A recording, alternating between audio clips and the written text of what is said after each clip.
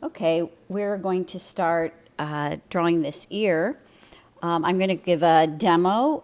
This ear is from that series of David plaster casts.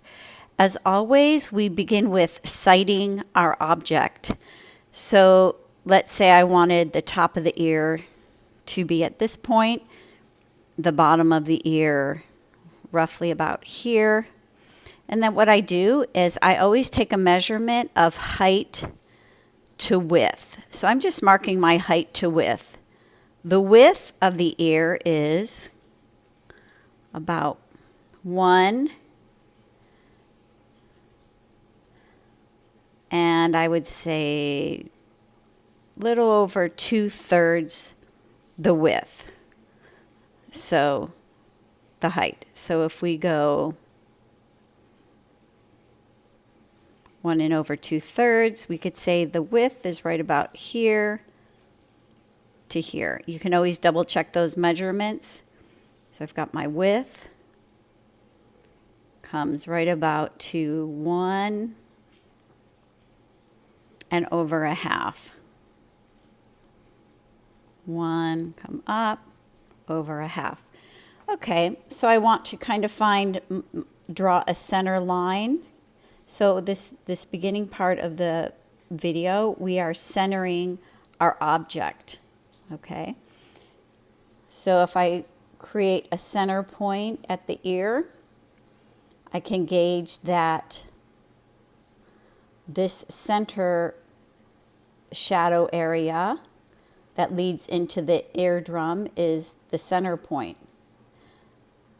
So I'm going to basically sight the general shape and proportions of the ear, which can all be adjusted later.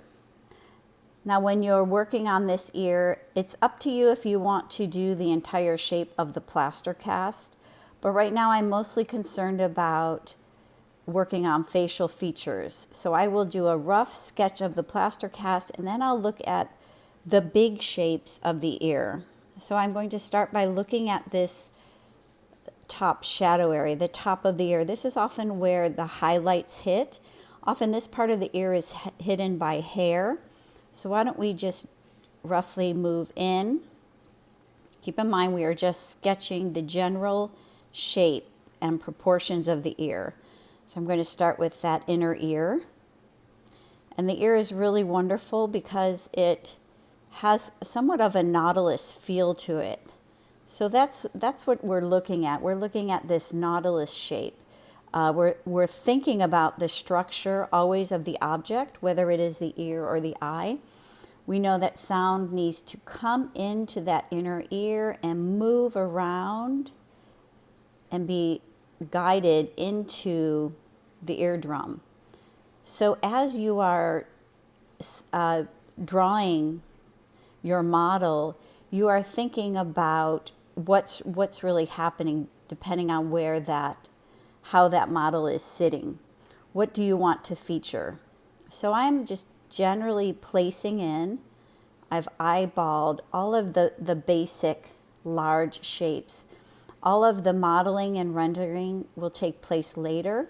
So the beginning of this demonstration is we're just trying to figure out placement of things. Right now I am eyeballing it, the general placement, and then what you can do is go in and start sighting what you've placed. So here's my inner earlobe. So as we're sighting different proportions, I know my lines are a little angular. We will put in all these shadows later. But here I have basically our large shapes. So this would be the beginning point of your drawing, putting in your large shapes. Keep in mind this is not the outer ear, this is the plaster cast. Let's say this would be the top of the ear, moving up and around. And this part of the ear goes down to the earlobe. Keeping in mind an ear is made up of skin and cartilage. So all of these shapes are going to be soft, and and we're going to render them with a value. Okay, so that's a good start with placement of objects.